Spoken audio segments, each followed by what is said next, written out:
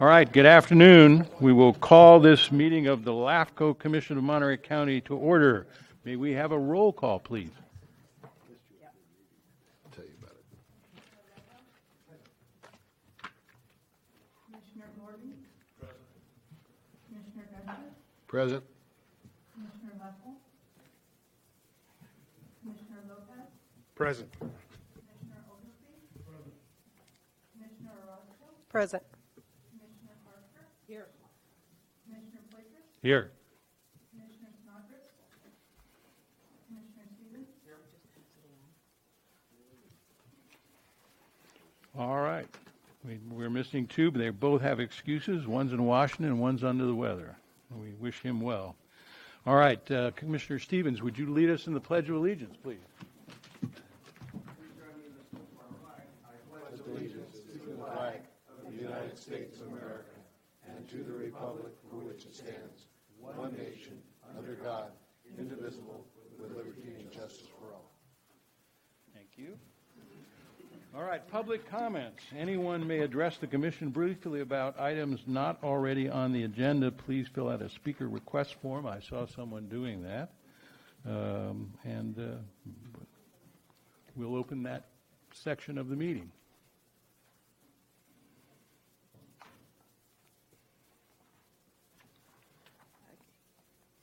Good afternoon, Commissioners. Good afternoon. Thank you. My name is Lisbeth Visser. 2 years ago, my husband and I moved into a new home at the dunes in Marina, and we love living in this beautiful new neighborhood at the former Ord military base.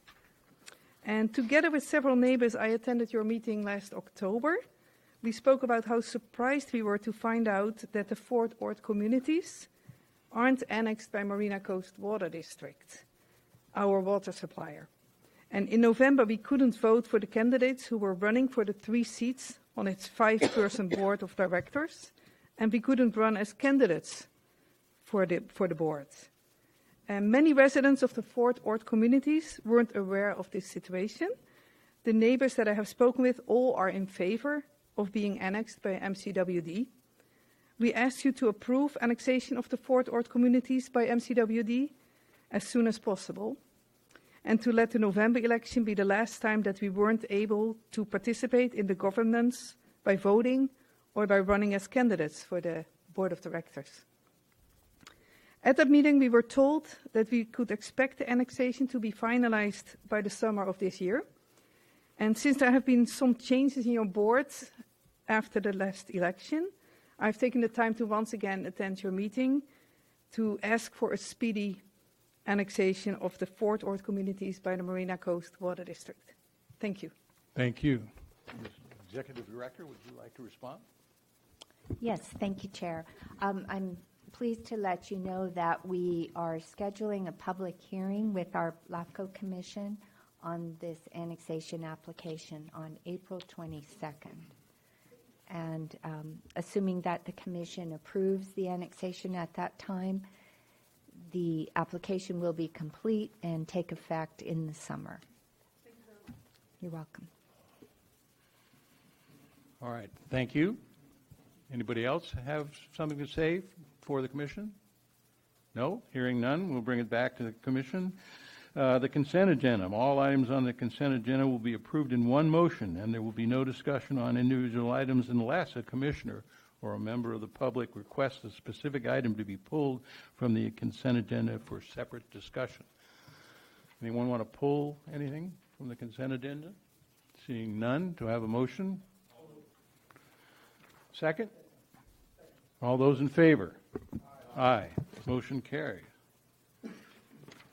We'll move right along to old business. Receive update on special legislation relating to the Fort Ord Reuse Authority dissolution process. Executive Director, you have the floor. Thank you. I'll turn this item over to our principal analyst, Darren McBain, who prepared report number 7 in your packet. Thank you. Thank you. This is primarily an information item to keep the Commission informed about draft proposed legislative language that the FORA board and staff have developed to allow FORA to be extended beyond 2020 with a reduced board and a reduced scope of statutory authority. This would be as an alternative to FORA sunsetting out of existence and dissolving in 2020 as current legislation provides. To provide a brief update, the Board of Supervisors of the County of Monterey last week on Tuesday the 19th endorsed this draft legislation on a 3-2 vote. Subsequently, the FORA Board on March 21st, Thursday of last week, took a second vote.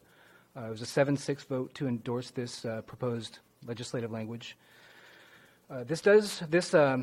This draft proposal, this language does remain a proposal that has now been endorsed by FORA and the Board of Supervisors. It remains up to State Senator Monning to take up this proposed legislation and to move it forward and gain approval from the full legislature in order for this FORA extension to take effect. And if such extension is approved, LAFCO's dissolution work will go on hold for the foreseeable future, as we mentioned in our staff report, until such time as the conditions in Section L1 of the proposed legislation are triggered, whenever that may occur, which could be many years in the future. Thank you.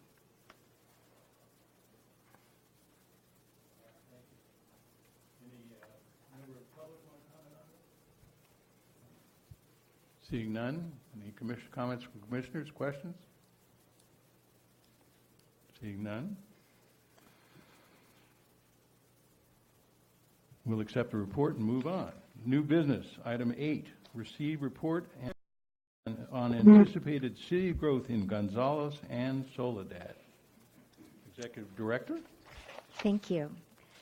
In your agenda packet, item number 8, we have outlined some very preliminary city growth plans for the cities of Gonzales and city of Soledad. And we have representatives here today from both of those cities here at our invitation to provide our commission with an update on these growth plans. This is very preliminary, but it's a great opportunity for the commission to learn about the plans of these cities and perhaps to hear your questions and any initial comments that you may have. Darren prepared this report, and so I know he'll introduce our colleagues as well. Thank you. Thank you. And before I forget, I'll go ahead and mention from the beginning that we have Matthew Sunt, Community Development Director from the City of Gonzales, and Brent Slama, Community Development and Economic Development Director from the City of Soledad with us this evening. Excuse me. I'd just like to also mention up front that we have placed before you today a one-page summary of city-related sphere of influence and annexation policies, with the idea not to come to any decisions today, but rather just to provide some context and a little bit of framework for the types of considerations that we will have before us when we do have proposals on file from these two cities at some point in the pretty near future. Having said that, this item is an opportunity for the planning directors of Gonzales and Soledad to informally and preliminarily introduce the commissioners to the very significant development concepts that the two cities are considering bringing forward to LAFCO within the next year or so. And this is being done as part of their ongoing efforts, of course, to keep pace with the needs of their residents and their communities. These are very substantial proposals, as we've outlined in the staff report in your packet. On the screen at this time is the Gonzales proposal, showing the existing city limits in dark green. A sphere of influence designation that was created in 2014, which is actually very difficult to see right now on the screen, but there's a dashed line in this general area here that outlines the sphere of influence, this large area here. And highlighted in yellow is the area that the city is going to be, some area within there is what the city will be proposing as an annexation proposal in the near future. And just very briefly, I will show the City of Soledad's overview as well, where they are looking at 3 separate areas. Number 1 here being a site that would be about a 640-acre sphere amendment and partial annexation for primarily residential development. Number 2 down here is the Los Coches site, and there's a historic adobe there that the city owns and is interested in connecting to the rest of the city and opening up for some small amount of development down there. And number 3 over in this area, between the existing city and Metz Road, is an area where the city has expressed interest in putting in a major roadway to serve as a kind of a bypass to get traffic out of the neighborhoods and off the main city streets. And that part of the proposal may entail some amount of residential development as well. So again, the very substantial proposals that, if fully implemented in the future, would add up to approximately 1/3 to 1/2 of the existing acreage and population for both of these cities in the long term, which is a scale of proposed city expansion that the Salinas Valley really has had very little of in the last 10 to 20 years. And for that reason, staff thought it would be mutually beneficial to give the cities an opportunity to present their potential future development proposals and give commissioners a chance as well to ask questions and provide input. So with that, I will turn it over to Mr. Sunt. Thank you, Darren. Is there a subsequent graphic, or are these the only 2? We have. Let's leave these it on maps that you one. gave me? Yeah, leave it on that one. And then also from the from our okay. report, we Even have, better, leave it on that one. Yeah. Okay. Good afternoon. My name is Matthew Sunt, Community Development Director for the City of Gonzales. I hope Commissioner Chris Lopez is feeling better. Good. So I want to point out that Glenn Pace of Pembroke Development is here in the audience, sitting here with the suit, and he may want to have an opportunity to say something. That's up to the executive director, I think. This project started off about 2003. Pembroke Development has an option on the Fano property. The Fano property, as you see in this top smaller square in the graphic, the total acreage of that property is about 767 acres. What's being proposed for annexation is about 400 acres, and that's the area that you see in, what is that color? A turquoise color in that smaller graphic. And in the larger multicolored one, you'll see the variety of proposed land uses that are proposed at this stage. 1,700 houses approximately, 35 acres of parkland, 12 acres of elementary school. There's detention ponds and whatnot. We're looking at annexing, going through the process of getting it to your commission late this year, early next year. And there's a few chores that have to be taken care of first, and that includes completing the infrastructure master plan reports. We anticipate those coming in as completed reports by mid-April to late April, and that would include drainage, water, wastewater, and transportation infrastructure reports. There's also an annexation fiscal impact report that will be getting underway soon. And involved with that, once the infrastructure master plan reports are approved by city staff, we'll take it to our planning commission or our city council, and we'll incorporate those reports as part of our general plan. And then eventually we make our way to the planning commission and the city council again with the formal annexation request, and then we go to LAFCO staff. It's my understanding it would take about 2 months for LAFCO staff to process But it all depends on whether or not we get it in during Thanksgiving or Christmas, because that time of the year always complicates schedules. So, what else is most salient here?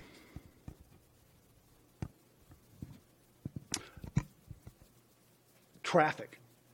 Now, many of us know the condition of 5th Street Bridge over Highway 101.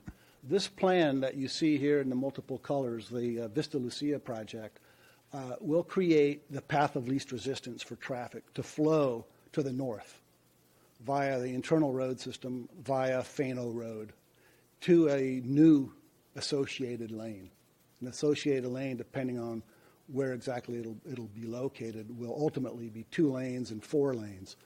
But over time, as development occurs, we anticipate 2 lanes initially, and then ultimately it has to connect to Highway 101 at the North Alta Street area. So that's a very brief discussion of where we're going with this. Staff is still dealing with the reports.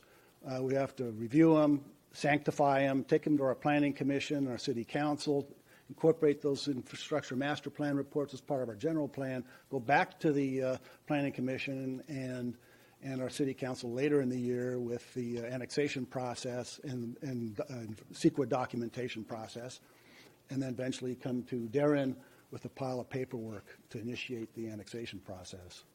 So that's all I have to say, and I'd be more than happy to answer any questions. All right, thank you. First, we'll allow for public comment. Does anyone in the public have any questions or want to make any statements? Would that be an opportunity for Yeah, if you would like to Glenn speak, you're Pace to say certainly anything? welcome. you want?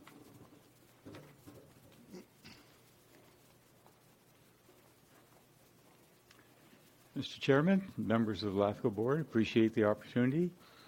At Pembroke, as Matt knows, having been the mayor back almost 20 years ago, we first started working on this project, and it's gone through several iterations, and we think now, hopefully, we're getting closer to bringing this to fruition.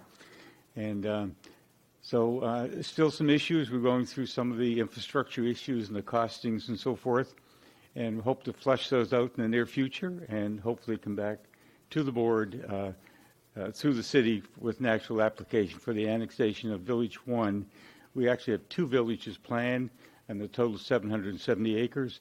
This would be the first village, which we're referring to as Village 1, around 1,700 units, plus a school and some promenades and small commercial and a lot of open space and so forth. Thank you. Thank you. Any questions from the commission? Yes, ma'am. Thank you, Mr. Chair. So looking at the map, I see there are different colors. Parks are called out and labeled. The elementary school is labeled, but I guess I'm wondering where is the mixed use and the neighborhood serving commercial? Neighborhood serving commercial is a little orange dot in the center, but that could potentially change. The higher, medium density and high density are in the mauve colored, and high density is in the purple. No, beige. Beige is medium, and high density is yes, thank you. And high density is the purple one, and then lower density is in yellow. Any other questions? And that is approximately 400 acres that you're looking at in the Village 1 scenario. All right, Commissioner? Just a quick comment. I wanted to, I look forward to this coming back to us and get fully vetted and get input from those communities. But I did want to just recognize the importance of the proposed housing, one with 1,700 single-family dwelling units, the other 2392, so that's over 4,000 units. And we've been talking a lot about housing in Monterey County and all over the state, frankly, with the city governor. But these are the moments where we're actually able to look and analyze and realize an important goal for the state of California, and certainly right here at home in Monterey County. And I always like just pointing out how big that is, because we do have a major crisis here of homeless children, living in 2 to 3 families in a home. The solution that we all know to address homelessness and overcrowded housing in places like East Salinas is to build more housing, which makes the housing stock more available, more affordable to families. And so I just wanted to just point that out, how important this project is going to be as we evaluate it down the road. Thank you. Any other comments from the commission? I did want to point out that I like the proposal. I just have a question about traffic, and I know it'll get fleshed out in terms of 5th Street afternoon. I know it starts to back onto the freeway about 5 o'clock now, but high school kids coming and going over that bridge right around 3 o'clock. Is there some sort of a plan to mitigate the high school traffic in the afternoon? Yeah, the immediate plan is to hire, and I don't know the exact status on it. Maybe the contracts have been signed. But hiring a vendor to provide traffic control, and that means not signalized traffic control, but humans at peak times during the day. And then when school's out, there's not so much of an impetus for it. When if it's out because of holiday or out because of the summertime traffic is reduced during those off peak seasons. I want to point out that Manpacking is gearing up for 500 new employees, so that's going to change the character quite a bit. I'm working with Taylor, Manpacking, Pure Pacific, and Silva to get an idea of when their shifts start, when there's the influx and when there's the outgoing, so that we don't have everybody showing up in town at the same time. So transportation demand management basically is what it boils down to. And I'm scratching the surface with that right now, and I think the employees will definitely appreciate not being stuck on the road all at the same time. Thank you. We can move on now, I believe, to Soledad, just down the road.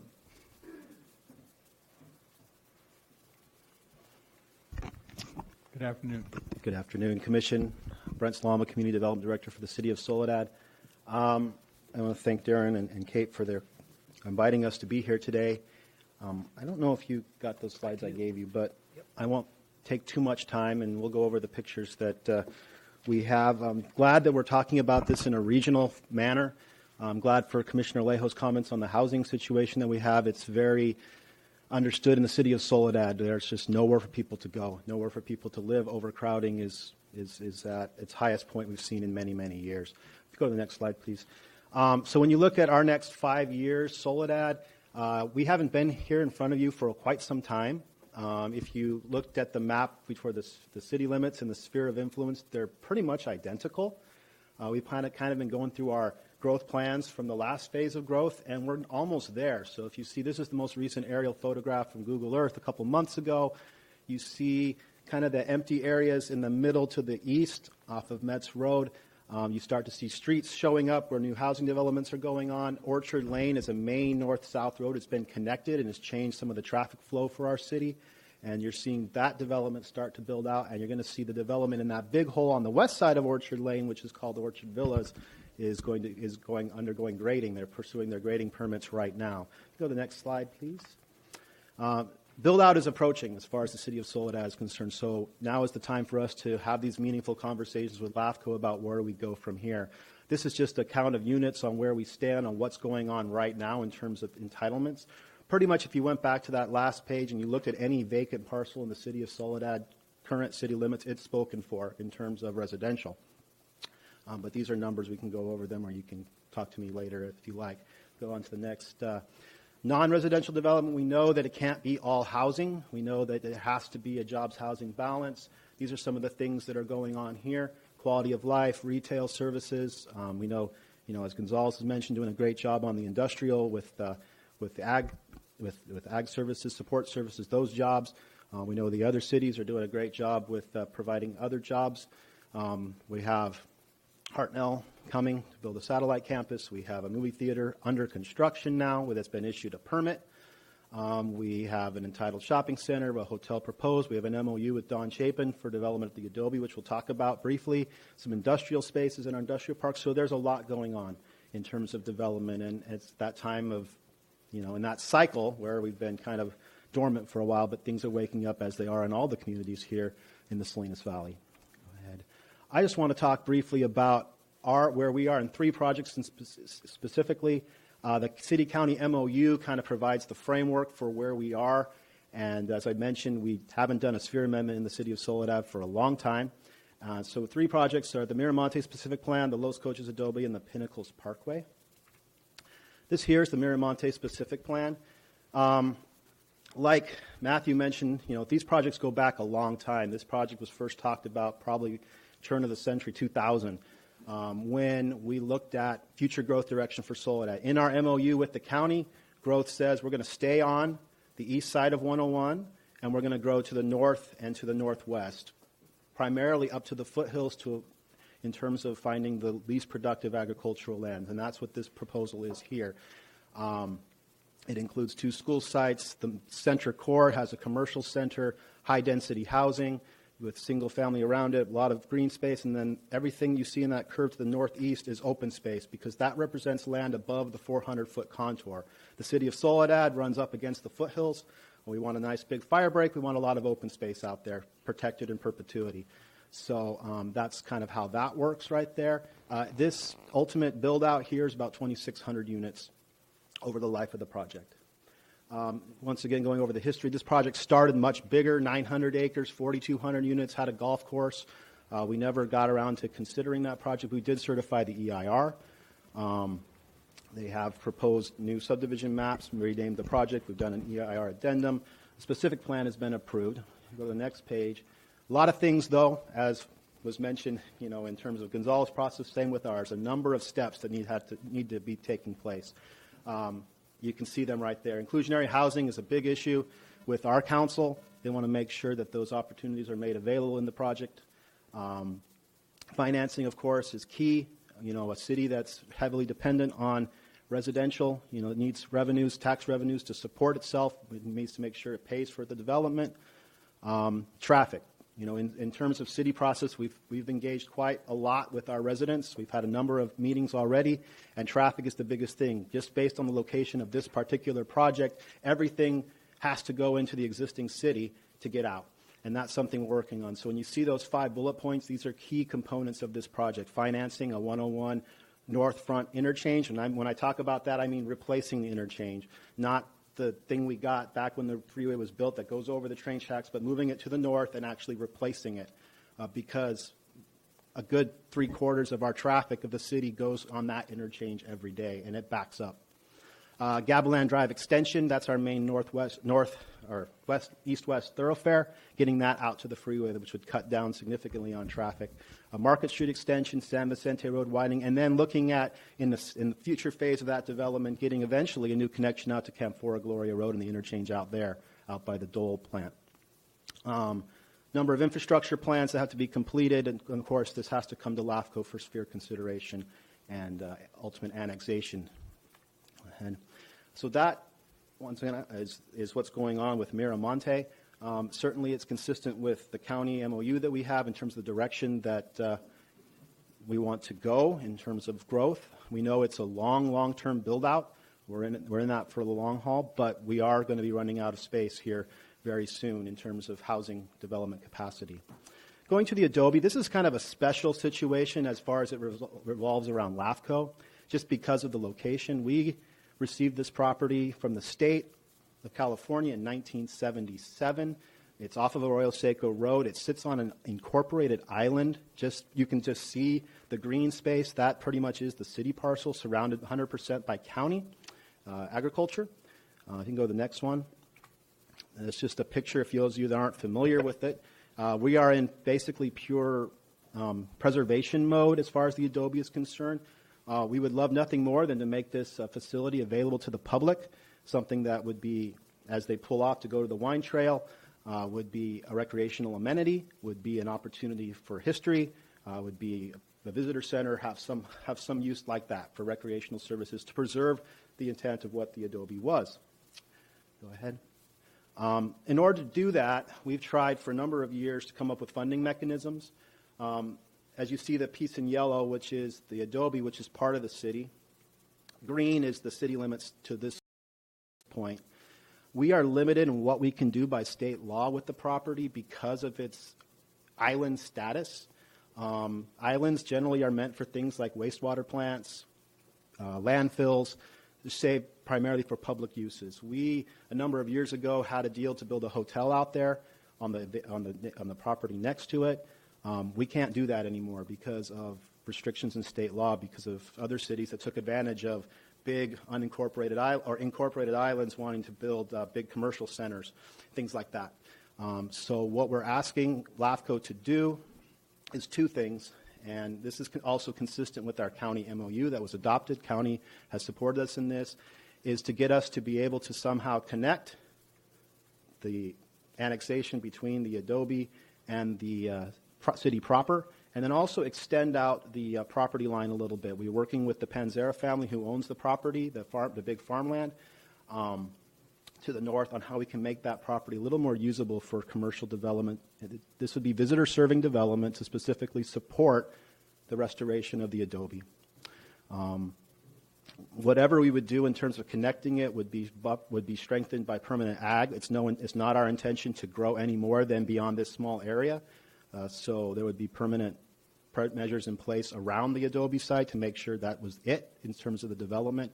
But we are looking to connect that, which would make it easier for us to work with a developer. Right now we have an MOU with the Don Chapin Company to do something, but we really are constrained based on the existing property and the way it stands as an incorporated island. That's where we're looking for your help, and the county supports us in this through the MOU. And the final project I want to talk about just briefly is our Pinnacles Parkway project. This has been something on our radar for a long time, even before the Pinnacles became a national park. But ever since it has become a national park, it certainly has become more and more prevalent, more and more important to us.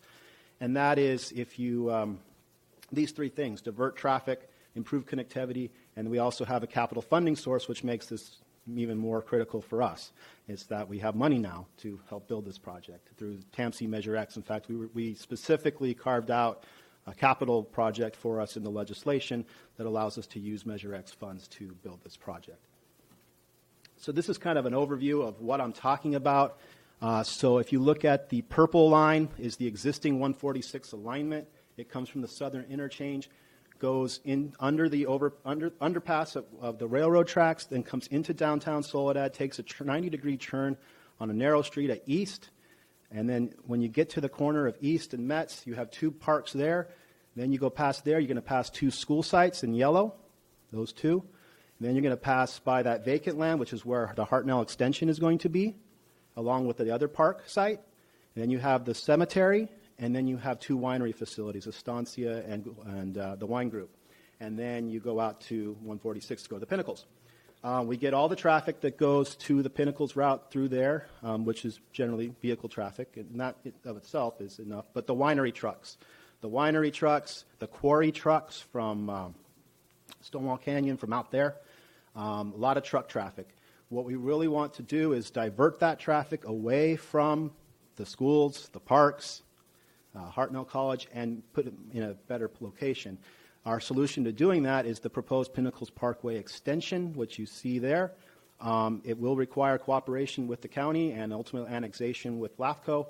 The county, once again, has agreed in our MOU to support this project and support our annexation.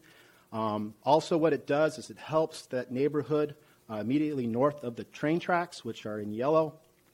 Right now, the only way they can get to the existing commercial center where all our shopping is to go the long way around, all the way back to East Street, and then go under the train tracks. This would provide another opportunity that would be more direct for them, and it also would help on our traffic on the east side. So we have a lot of commercial development on that south side and more coming, including the movie theater I talked about, but everyone in Soledad has to go through that purple line, if you've been there, to go under that, under the railroad tracks to get there. It's not efficient, it's not ideal. So this would be an overpass over the train tracks, connection to Palm Avenue, and ultimately to Metz Road. Go ahead. This kind of shows the maximum extent of what that would be in terms of acreage. There are two landowners out there. We've talked to them preliminarily. They don't have any development proposals at this time. The northern landowner is still in Williamson Act, so they won't be developing for quite some time. The lower parcel is in cancellation. It will be out of Williamson Act pretty soon. So for us, the biggest part of this is the road. We definitely need the road. The development comes after that. There are different issues at play to connect Los Coches and Metz Road in terms of what angle of alignment you get over the train tracks. Obviously, whenever you're up in the air, any curve, any additional space is extremely expensive, and Measure X funding only funds so much, and we don't have unlimited budget for this project. So we are sensitive to that. So where this land goes, if we're cutting across existing farm fields, there are definitely issues about that. We hope to exit at that point up at Metz Road by the winery, because if you saw in the image before, long-term growth, there showed a blue road that would eventually hook up to Gavilan up on the north of that. So that kind of explains the premise and the principle of the project.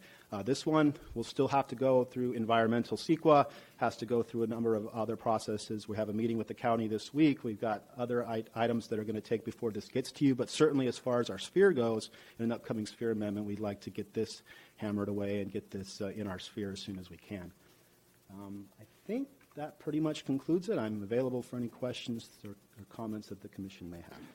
All right, thank you very much. Is there any comment from the public on this?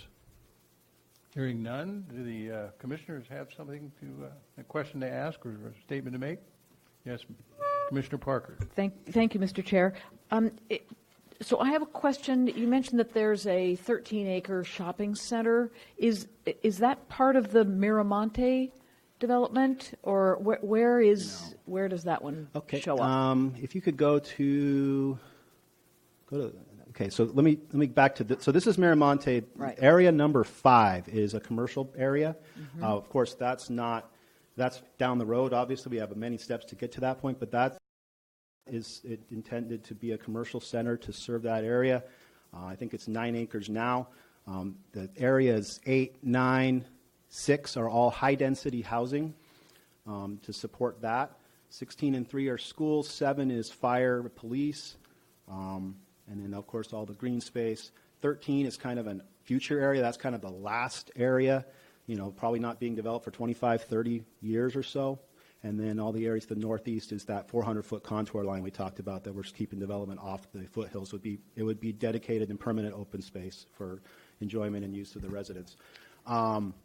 If we go to the Pinnacles Parkway slide, it probably shows it best. Back up.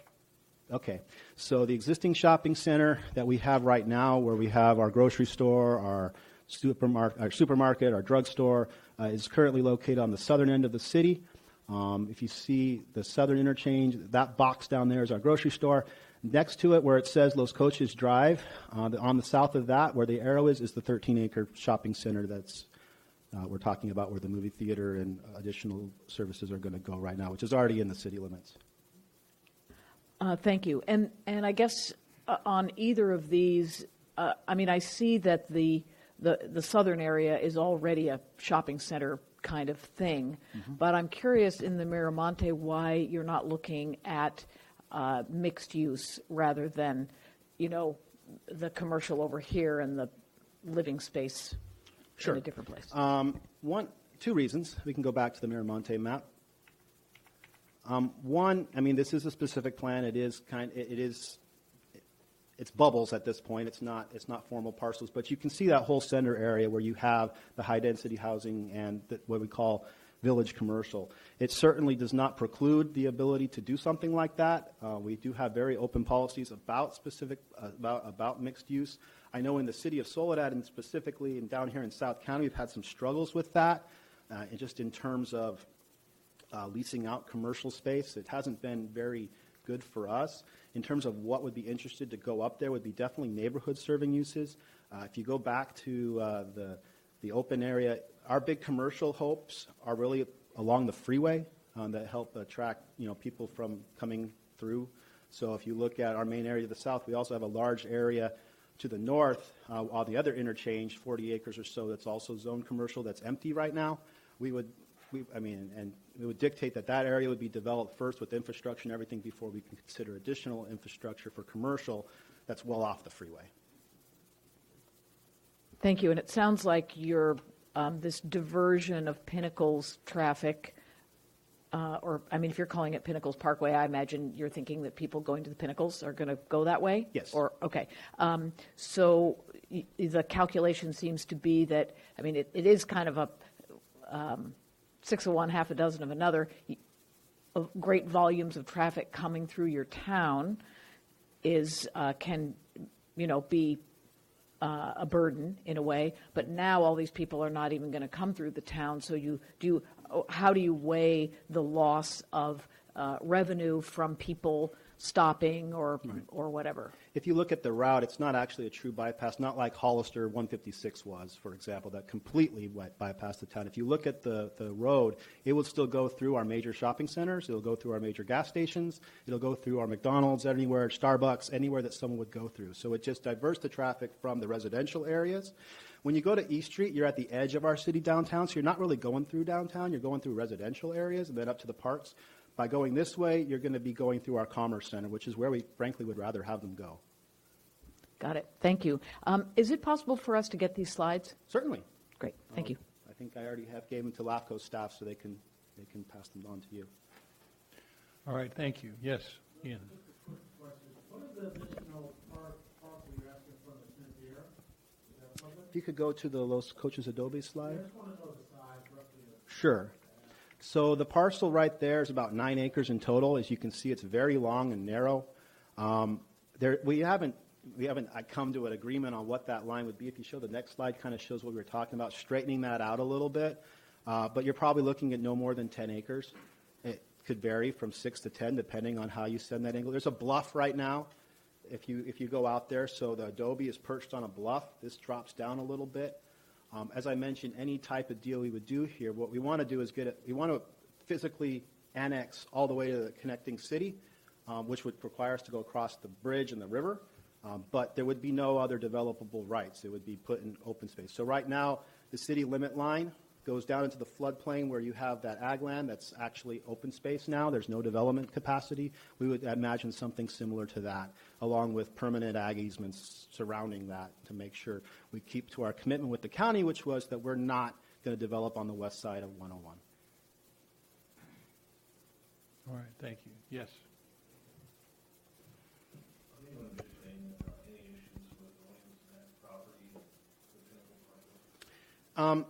Like I said, our number one priority as the city is the road itself.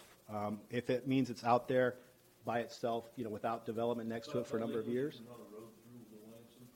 that we have to go through the same process to cancel the Williamson Act for the road. Just doing the road is a little different than for urban uses. I don't want to go into the too details, but we believe we can do that with the appropriate findings. And also there's going to be, the lucky thing is that the property owners that own the land inside the left side of the road also own the land to the right side of the road. So we would likely see a process of permanent easements and that type of thing being used on the east side of the road to offset any agricultural issues. The south, there are two landowners. The south one, it's going to be out of Williamson Act in I think 2022, 2023, which is going to probably be likely close to when we start to build this thing. The northern parcel would have to go through a full cancellation if they were going to pursue any development rights. Thank you. Commissioner Leo. If you have that staff here, I just wanted to, on record, ask, is it true that the Coaches Adobe is haunted? I've been in it a couple times. I've almost fallen through from the second floor, but just watch your step, and it's interesting. Yeah, it's got a lot of media attention. It's going to be a lot of write-up on it. It's interesting history. Sure does. But what is Soledad Vision doing there with the limitations that you just expressed earlier? Back years ago, they were talking about perhaps an event room, a wine tasting room, an RV park. What under the limitations that you expressed because of the changes in state statute, what do the Soledad Vision perhaps doing some possibilities to do the property? So the Adobe itself, once again, as you mentioned, would be for visitor serving, putting a park up there, making it available to visitors as a historical site, also meeting rooms and potentially wine tasting if we can do that with some of the improvements that have to be made. ADA is a big one on that.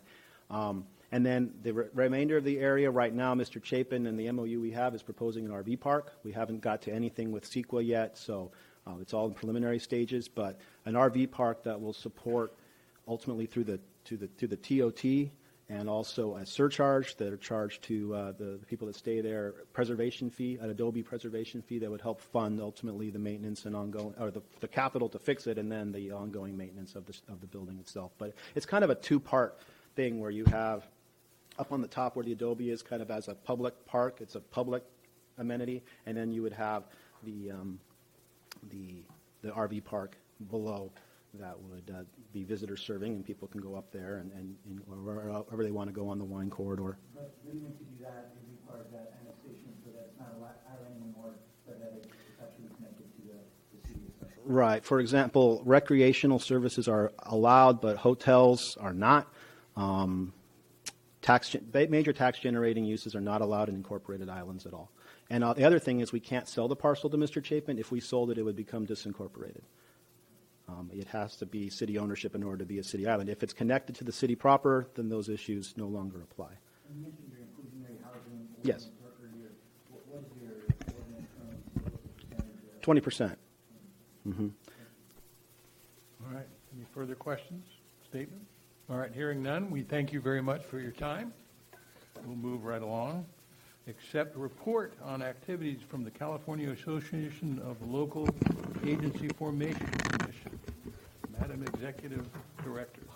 Well, thank you, Mr. Chair. I believe that our Vice Chair, Commissioner Jane Parker, wanted to perhaps update the Commission on her recent attendance at a workshop by the LAFCO board. So, thank you. Thank you, Madam Executive Director. Yes, I did just want to say the report that's in your packet does lay out probably the issue that was most robustly discussed at the retreat and the board meeting. There is a need to update the dues structure for member LAFCOs to the state organization. The state organization provides a lot of services, mainly to some of the smaller LAFCOs. Also is a presence in Sacramento, really is a resource to legislators, and has an important role to play when various kinds of legislation is being contemplated or brought forward. So anyway, there was a big discussion about what the change in the dues structure might be, when it should come forward, and how we deal in the meantime. So there is an interim increase in dues relative, let's see, about a 16%, I think, is mentioned in the report. There's a subcommittee that was looking at all of this and was proposing sort of this short-term, let's increase fees for now and let's study this some more. The full board really felt that the dues structure is out of date, and why should we wait around any longer? So they told the committee, go back, figure it out, and do this on a timeline so that the full membership can vote at the annual conference this year, which it gives them some rather intensive work to do in the short term. But that's the idea, is to have a proposal come forward that the full membership can vote on at the annual conference in October, November. In addition, this last year's conference was considered to be one of the best in terms of the positive comments that came back from attendees. And one of the things that the organizers did last year was they really delved into the local LAFCOs and asked commissioners, what do you want to learn? What would you like to have be presented at the conference? So I want to just say to you all to really, if you attended last time, or even as you're thinking about LAFCO issues, if there are some panel discussions or presentations that would be of interest to you. If you could let me know, I actually sit on that committee this year, so I get to be part of the organizing of the conference. So we want to make sure that it's as useful to LAFCO members as possible. Let's see. That is, and then the other thing I wanted to mention, the Cal LAFCO is a partner with, of course, now I don't remember what ICMA stands for. Cal ICMA? Yes, it's the City Managers Association. And there's a coaching and mentoring and educational program that is available to LAFCOs and LAFCO members. And so, let's see, all of our members, that's LAFCOs, and their respective members, that's us commissioners, have access to a variety of no-cost educational and professional development opportunities. This includes one-to-one coaching, 6 webinars throughout the year, monthly articles, and access to all archived webinars and articles. I'm going to delve into that a little bit more and see what those resources are and bring them forward so that in case anyone's interested in what's going on. I know Kate gets this information, probably puts it out to all of us, but in my avalanche of emails, it doesn't always rise to to my attention. So I will keep you informed. Thank you. All right, thank you. It doesn't look like there's any comments from the public, but I'll ask anyway. No? Okay, anybody on the commission want to comment? All right, we'll move on to public hearings, item 10. We'll open a public hearing to consider a draft annual work program for fiscal year 2019-2020. All right. Thank you, Mr. Chair, members of the Commission. Agenda item number 10 includes the draft work program for the coming fiscal year that will begin on July 1st. The functions of the core services that LAFCO provides can basically be divided into about a half a dozen or so different categories. This draft work program outlines various tasks that would be important to conduct in order to move forward, make progress on each of those 6 different functions. Out of all of this work, I think that the most important tasks that lie ahead for our commission are, number 1, is to assist the Fort Ord Reuse Authority in any dissolution task that needs to occur. Right now, it is that agency is scheduled to dissolve on July 1st, and LAFCO's July 1st, 2020, and LAFCO's responsibility is to carry out that dissolution action. A second priority relates to the informal presentation that you just saw today from the cities of Gonzales, City of Soledad. It's very important that your staff be available to assist all of our Salinas Valley cities. They're all in very active modes at this point in terms of their growth plans, from the city of Salinas all the way down to King City. There's a lot going on behind the scenes, and so it's very helpful for your staff to be engaged early on, as we are with the 2 cities that you just saw today, in order to make clear that our LAFCO policies can be considered early in these city development processes, and that there be education both ways. The third major area that we anticipate working on in the coming fiscal year is the completion of a study that we have actually started already. This is a study being prepared by your LAFCO staff. It's a county-wide study of fire protection and emergency medical services, both for incorporated and unincorporated areas of the community or of our county. We're looking at everything ranging from city fire departments to rural fire protection districts, reviewing both the services that they provide, potential boundary issues and challenges, fiscal issues, governance issues, and we anticipate bringing that study to you probably this fall in completed form, draft form, for your consideration.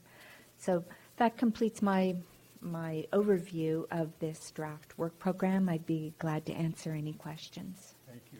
We'll open the public hearing and ask if there are any public comments. Hearing none, we'll bring it back and ask the commissioners. Do you have comments or questions? I have a question, if I may ask. Since we've lost someone valuable on our staff and we're going to be impacted on a workload, this is an important thing, this fire study. At least it's near and dear to my heart, and currently it's an issue that's facing the county, and I'm curious if that's going to impact your ability to get the study done in a timely manner, and what steps you might take to ensure that we get that done as quick as we can. Well, the commission has just helped us tremendously as part of your the consent calendar approvals. You have authorized some funding for professional consultant services. We plan to retain a fire expert that could help us with the analysis of the information that we've already gathered, help us prepare the findings in draft recommendations that we would then be discussing with fire chiefs, with the County of Monterey, with other local partners. So you've already done a lot with that action a few minutes ago. We have the ability to, because this study has such wide public benefit here in our county, we do have the internal ability to shift around some of our other priorities. And most likely what would be impacted by the temporary loss of one analyst is our ability to initiate many other LAFCO studies. We have planned here to initiate a study in the coming year of all of our cities, a part of a routine review about every 5 years of their services, boundaries, challenges, and how LAFCO can help address those challenges. So if anything, that type of study would be pushed out a little bit further into the fiscal year until we can be fully staffed up again. And then, of course, we have taken some preliminary steps to begin the recruitment process to fill that important position. All right, thank you. Thank you. Anybody else have any questions or statements? All right, we'll close the public hearing. Do we hear a motion? I'll make a motion we approve and adopt the attached resolution for the annual work program for fiscal year 2019-2020. Second? It's been seconded. All those in favor? Aye. Motion carries. Item 11, conduct a public hearing to consider proposed annual budget for fiscal year 2019-2020 first hearing. Right. Thank you again. In order to support the annual work program that you just have considered and adopted, we have prepared a draft budget for your consideration. This budget has been reviewed by our Budget and Finance Committee and our CPA, Mike Briley, at their meeting in early February. The Finance Committee does recommend approval of this. In attendance at that meeting was Commissioner Oglesby and Commissioner Leffel, with Commissioner Lopez being ill that day. The proposed budget would maintain the current staffing level that we now have to support all of the functions of your commission, and that is 4 full-time positions and 1 half-time position. The proposed budget increase as compared to the current year is 7%, and that is primarily to cover merit step increases and cost of living increases to support and retain our existing staff.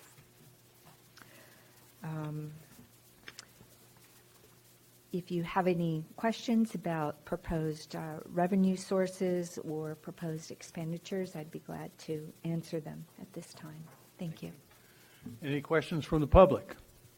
Hearing none, we'll bring it back. Yes, sir. Go ahead. So we just talked about a potential 16% increase or a 16% increase to dues. Do you have the ability to absorb that within this budget? Yes, Commissioner Lopez, we actually have already reflected it in this budget. All right, thank you. Anyone else? Oh, yes, Ms. Parker, please. Thank you. I noticed that we are contemplating the use of fund balance this year, and according to the note, well, in the coming year, we're contemplating it, and we also have it in the budget in case we need it for this year. Could you just talk about that? I mean, obviously, it's a healthy fund balance, but probably not a good idea to be counting on using it all, on a consistent basis. So, could you just talk about that pattern that may be emerging and how we might deal with that? Yes, thank you.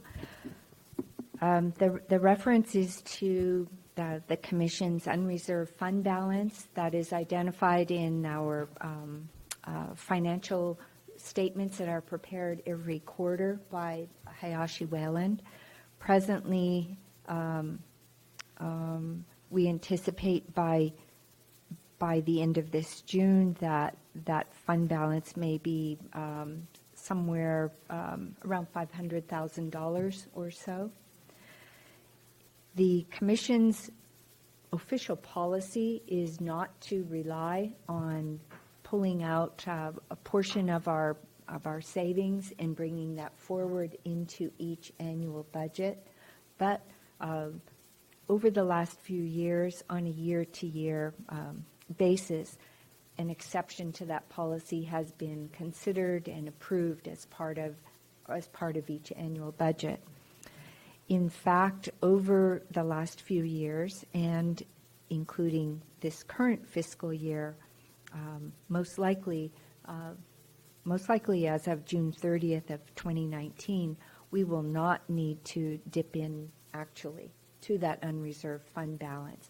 We tend to have savings through salaries, savings through benefits, savings through other operational reserves or budgeted items that don't need to be spent.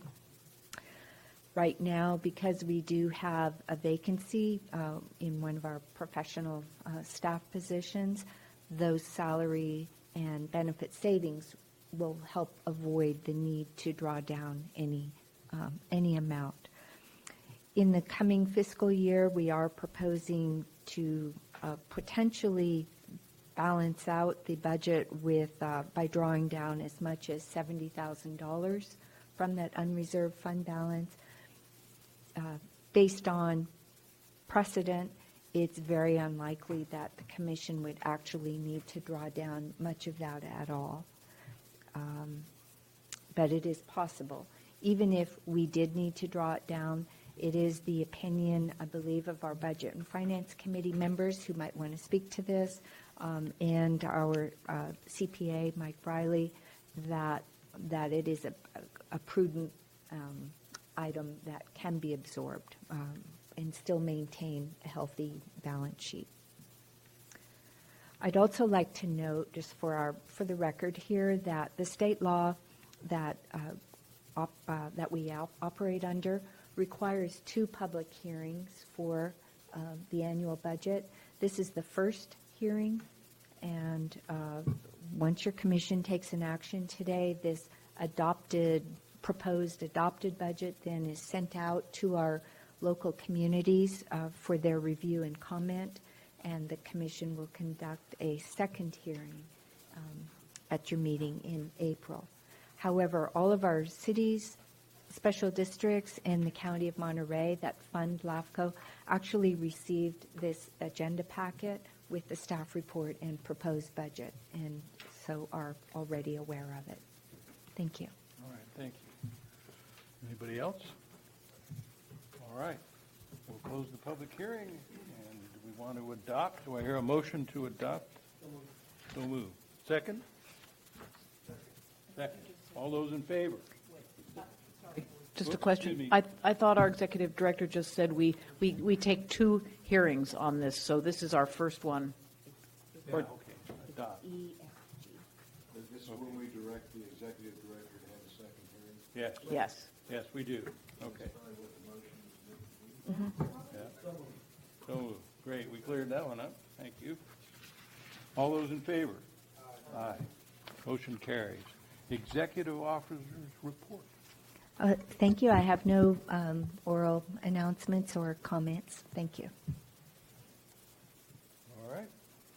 Then we're going to move on to closed session. We will not have a report, if I'm correct about that, after the closed session. Thank you, Honorable Chair, members of the board. Chair, I would suggest, actually at the end of the agenda is commissioner comment, and you might want to take that item now. Okay. But following commissioner comment, if any, the commission will adjourn into a recess into closed session to provide a performance evaluation for the executive officer pursuant to Government Code Section 54957.